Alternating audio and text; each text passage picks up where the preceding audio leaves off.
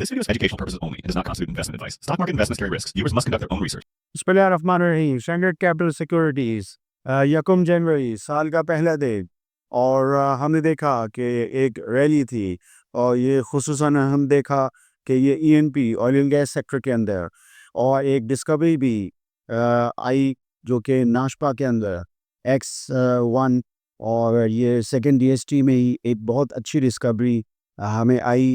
ये बागपई जगह है और यहाँ पे तकरीबन 4100 बैरल्स ऑयल पर डे और इससे पहले भी इसकी एक फील्ड पे तकरीबन 2200 barrels of oil per day हुआ था। ये तकरीबन 6600 barrels of oil per day हो जाएगा इस फील्ड को और मज़ीद भी ऐसा लगता है कि मज़ीद भी एक्सप्लोरेटरी वेल्स इस जगह पे हैं। अब यहाँ पे 65% स्टेक्स जो हैं वो OGDC ऑपरेटर के हैं और बकिया 30% स्टेक्स जो हैं वो पाकिस्तान पेट्रोलियम के हैं, 5% स्टेक्स गवर्नमेंट होल्डिंग के हैं।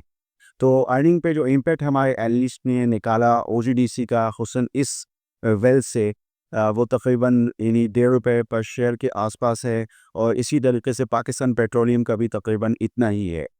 तो ये जो है काफ़ी सारे हासिल डिस्कवरी थी। इसी दरियास्ता हमने देखा कि PSX पे एक और नोटिस आया OGDC का और वो था कि उनको उच्च की जो पेमेंट्स जो मिल रही हैं वो जो यानी मंथली पेमेंट्स वो उनको मिल गई तकरीबन 8 बिलियन के आसपास। तो ये इस तरह है कि ये तकरीबन तीसरा चौथा महीना है कि जिसमें इनको ये पेमेंट मिल रही है। तो OGDC अब इस वक्त काफ़ी लाइमलाइट में है। मैंने अपने पिछले व्लॉग में भी आपको बताया था और इसी तरीके से पाकिस्तान पेट्रोलियम है। मैंने अपने वीडियो लॉग में आपको बताया था कि पाकिस्तान पेट्रोलियम और OGDC दोनों जो कंपनीज़ हैं उनकी जो कलेक्शन है वो बहुत बेहतर हो गई है।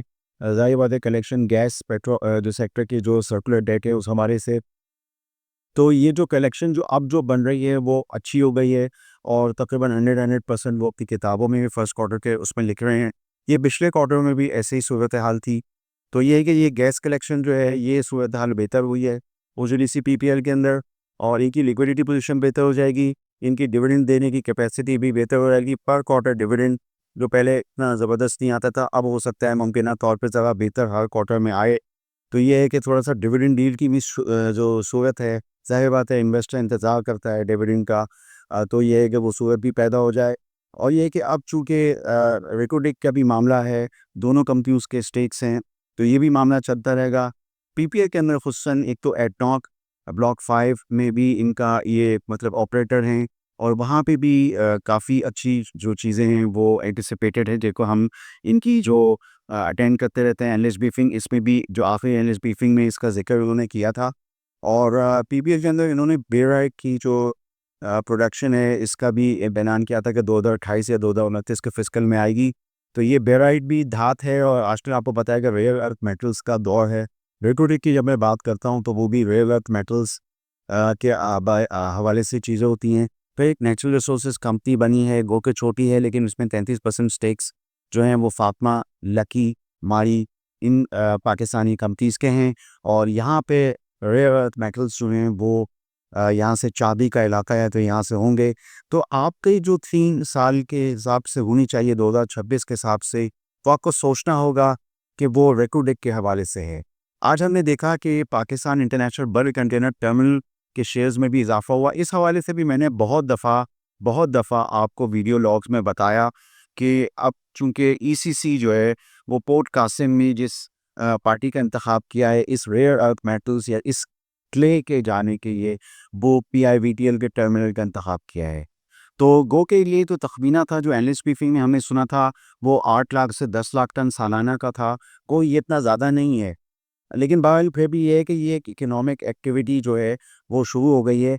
पाकिस्तान को अगर आपको इक्विटी मार्केट के हवाले से मापना है तो आपको यही सोचना होगा कि आपकी चीज़ें रेकोडिक के हिसाब से रेकोडिक के मामला के हिसाब से जो कंपनियां लिस्टेड कंपनियां पाकिस्तान में आती हैं आपको अपना स्टेक या अपना एक्सपोजर इसी हिसाब से होना चाहिए। मसलन ये कि मैंने यहाँ पे OGDC का जिक्र किया इन इसमें स्टेक्स हैं बेनिफिशियल स्टेक्स हैं 0.33%। PPL का मैंने यहाँ पे जिक्र किया तबातो से कर रहा हूँ 8.33% स्टेक्स हैं। इसके अलावा बाज़ दूसरी कंपनियाँ हैं मसलन PIBDL का मैंने यहाँ पे तस्करा कर दिया। एक और भी कंपनी है जो एक्सकेवेशन करती है और उसका मटीरियल इस्तेमाल होता है वो BIFO या BIFO वो भी है और इसके लिए फाइनेंशियल्स बेहतर हैं, अच्छे हैं और उसमें भी अभी मार्च की 2025 की किताबों में लिखा था कि उनका एग्रीमेंट हो गया था। तो ये इस तरह की जितनी भी लिस्टेड कंपनियाँ जो जिनका एक्सपोज़र इस पूरे इकोनॉमिक बहुत बड़े प्रोजेक्ट पे हो, जो कि चलना है आगे 2030, 31, 32 बहुत ज़बरदस्त ईयर्स होंगे। तख़मीना लगाया जाता है कि तकरीबन इन सालों में पाकिस्तान की आमदनी $10 बिलियन की हो सकती है। तो इन कंपनीज़ को ज़रा जो है अपनी फ़ोकस में लाना चाहिए। आप जानते हैं कि इस वक़्त पाकिस्तान में इंडस्ट्रीज़ थोड़ी-सी प्रेशर में हैं। जो हमारे किसान हैं, एग्रीकल्चर सेक्टर है, ये भी काफ़ी प्रेशर में है। तो जो चीज़ अच्छी हो सकती है, स्टॉक मार्केट के हवाले से वो रेकुडेक से रिलेटेड चीज़ें हैं। तो मैंने आपको बार-बार आपको ये चीज़ बताने की कोशिश की, तो आप इस पे जो है वो गौर कीजिएगा। अभी जो नताइज भी आ रहे हैं, वो डॉलर डिनोमिनेटेड आपको पता है ईएमपी कंपनीज़ के होते हैं। तो जितनी भी नई फ़ीड्स की जो आई है, वो $7 से ऊपर इन्हीं पर एनबीटीयू आती हैं।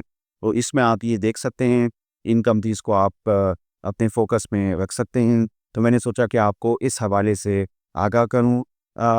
थोड़ा-सा ये है कि मार्केट के हिसाब से अगर बात करूँ, तो प्रॉफ़िट टेकिंग भी करनी चाहिए और ये कि आहिस्ता-आहिस्ता 2026 का साल मुमकिना तौर पे बेहतर हो सकता है।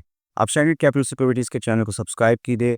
मैं ही इन माऊज़ात पे जो मैंने ओजीडीसी, पीपीएल और कुछ मैंने पीआईबीटीएल के हवाले से आपको बताई, उस पे गौर कीजिए। आकाश हुई। For more details, call us today at 111-111-721.